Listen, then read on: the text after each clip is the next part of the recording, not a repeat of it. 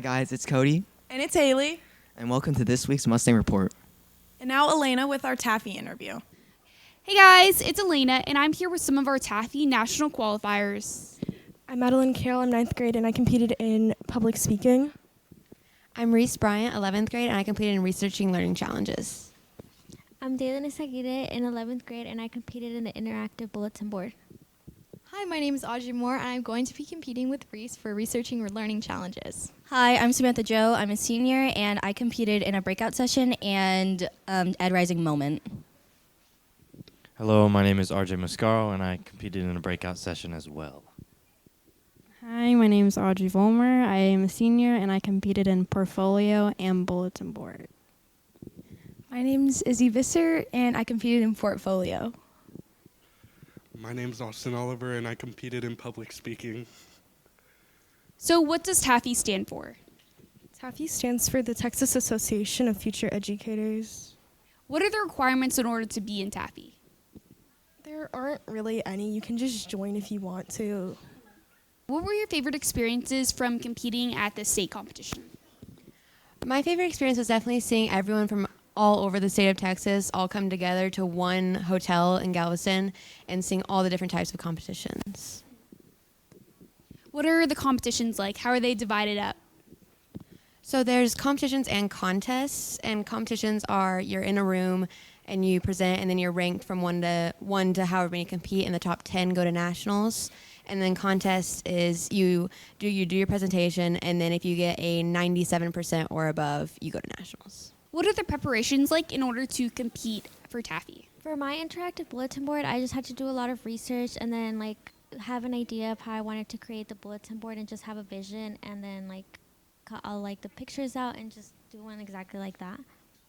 If you could go back and change one thing from your original competition, what would you change? From my original competition, from my original competition, I forgot something that I needed. So they definitely took off points for that, which was disappointing. So I would have brought it. Yeah. What advice would you give students who are wanting to join Taffy or compete in the future? I would definitely say that I think it's definitely geared a lot towards FTI kids, which is the Future Teacher Internship Program. And for people interested in Taffy at all, I would say it's really open to everyone.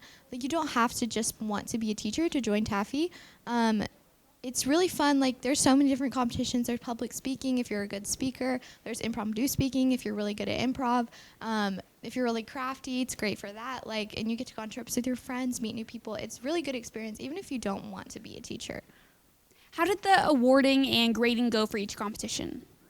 So all of us competed in a event that was based off of a rubric. So we had a judge in our room that we all started with 100 points, and they would dock off points for any little inconveniences that were for each of our rubrics. Each one of us had a different rubric depending on what we competed in, and it really depends on your public speaking, how prepared you are, and all that kind of things. My favorite memory is probably just hanging out with my friends and people that I have the same interest as me with the teaching and stuff. I think my favorite experience was definitely finding out that I made nationals this year, because I didn't think I would make it again after last year. My favorite memory was definitely finding out that I made it out to nationals, just because I didn't really expect that I would, and it was just fun being with everybody, going to state.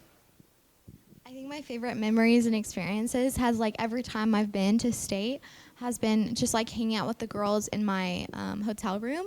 I know it's kind of silly, but it's just we have a really good time. We laugh a lot. We watch movies together. We talk about things, and it's just a really good bonding experience for people.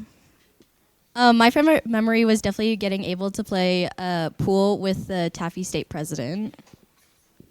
I would say my favorite moment is when we were all in the hotel room and we were playing spoons. My favorite memory probably has to be finding all the different playrooms and the activities to do within the convention center and leading my breakout session. I think my favorite memory was eating at the spot. I think my favorite memory was going to RJ and Samantha's breakout session because it was really fun. Now for Haley with her story about Flight 19. Hey guys, it's Haley, and I'm here to tell you about the disappearance of Flight 19. So, the disappearance of Flight 19 began as nothing more than a routine training flight. At 2:10 p.m. on December 5th, 1945, 5 TBM Avenger torpedo bombers took off from a naval air station in Fort Lauderdale, Florida. The planes, collectively known as Flight 19, were scheduled to tackle a 3-hour exercise known as Navigation Problem Number 1. The triangular flight plan called for them to head east from the Florida coast and conduct bombing runs at a place called Hens and Chickens Shoals. They would then turn north and proceed over Grand Bahama Islands before changing course a third time and flying southwest back to base. The flight's leader was Lieutenant Charles C. Taylor, an experienced pilot and veteran of several combat missions in World War II's Pacific Theater. At first, Flight 19 proceeded just as smoothly as the previous 18 flights that day. Taylor and his pilots buzzed over Hens and Chickens Shoals around 2:30 p.m. and dropped their practice bombs without incident. But shortly after the patrol turned north for the second leg of its journey, something very strange happened. For reasons that are still unclear, Taylor became convinced that his Avenger's compass was malfunctioning and that his planes had been flying in the wrong direction. Lieutenant Robert F. Cox, another Navy flight instructor who was flying near the Florida coast, was the first to overhear the patrol's radio communications.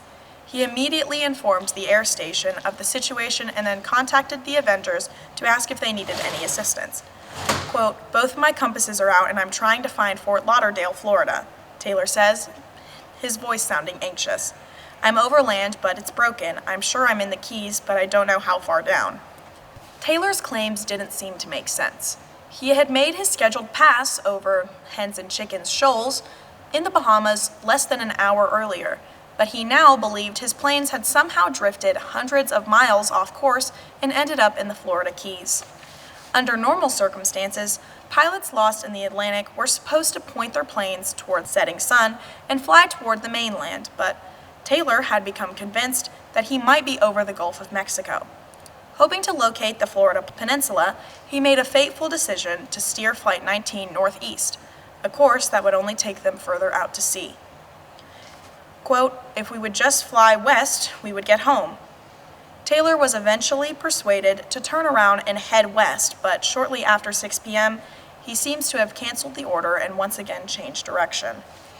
Flight 19's radio transmissions soon became increasingly faint as it meandered out to sea. The Navy immediately scrambled search planes to hunt for the missing patrol. Around 7:30 p.m., a pair of PBM Mariner Flyer boats took off from an air station north of Fort Lauderdale. Just 20 minutes later, however, one of them seemed to follow Flight 19's lead by suddenly vanishing off the radar. The remains of the Mariner and its 13 crewmen were never recovered. What really happened to Flight 19? The most likely scenario is that the planes eventually ran out of gas and ditched into the ocean somewhere off the coast of Florida, leaving any survivors at the mercy of rough seas and deep water. And now to Evie with Mech and Tech.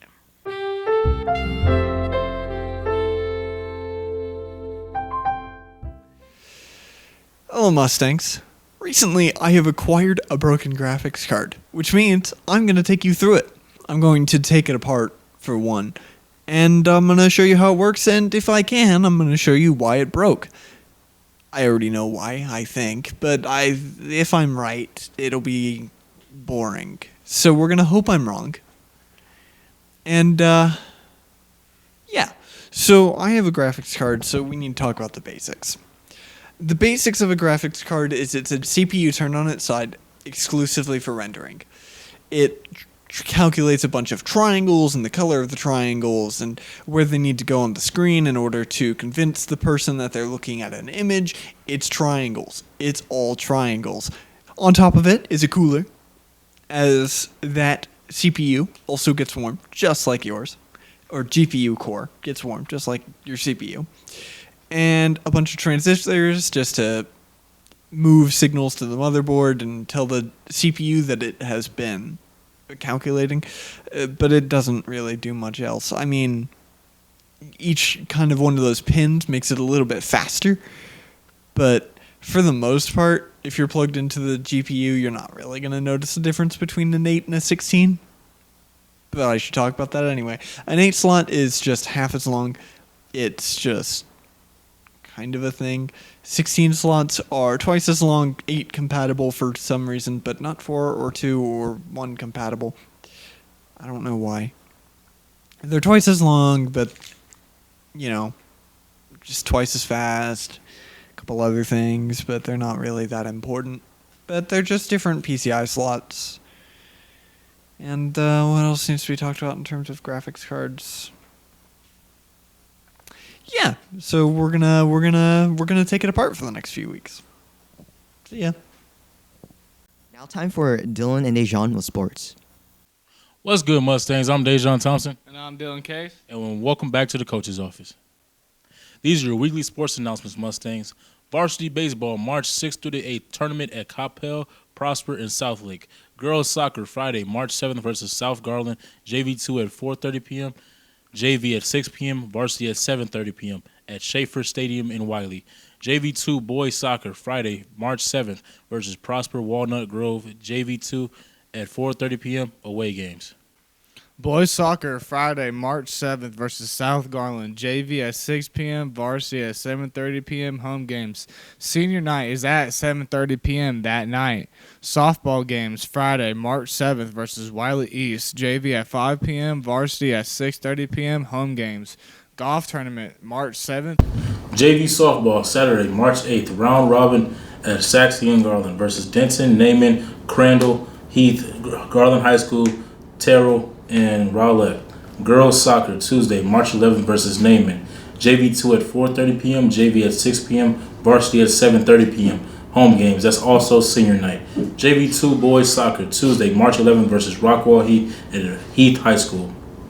Boys soccer, Tuesday, March 11th versus Naaman Forest, JV at 6 p.m., varsity at 7:30 p.m., away games. Softball games, Tuesday, March 11th versus North Garland, JV at 5 p.m., varsity at 6:30 p.m., home games. Baseball games, Tuesday, March 11th versus Wiley, JV at 4:30 p.m., varsity at 7:30 p.m., home games. JV2 baseball, Wednesday, March 12th versus Jesuit, 5 through 7 p.m., home games. Track and field, Thursday, March 13th at the Lumley Relays Trinity at Central Junior High School in Euless. These are the top 5 plays from this week.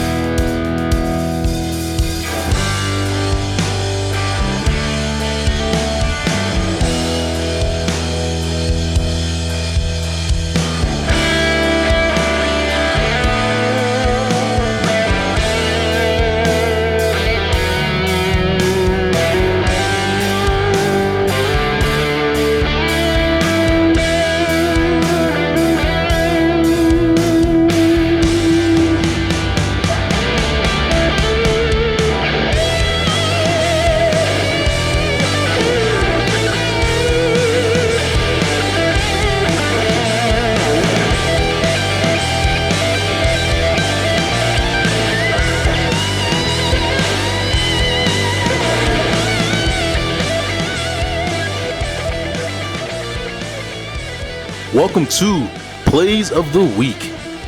Number 5.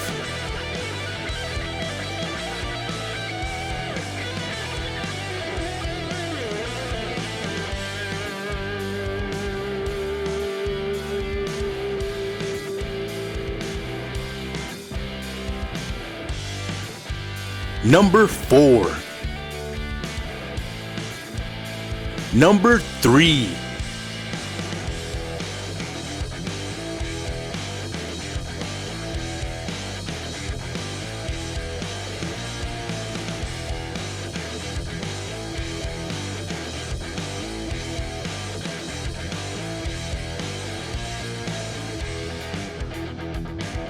Number 2.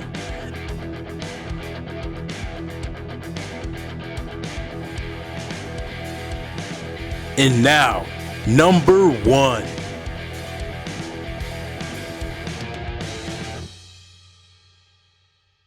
Well, there you have it, folks. I'm Dejan Thompson. And I'm Dylan Case. And thank you for watching the Coach's Office. And lastly, we have Cole with the weather and word of the week.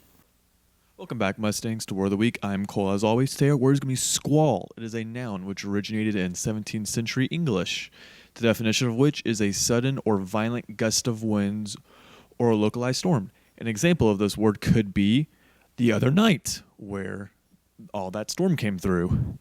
And now, because I'm filling in a favor for a friend, I have to do weather. Here we go. On Saturday, we are expecting a high of 53 and a low of 42. On Sunday, we're a high of 64, low of 40.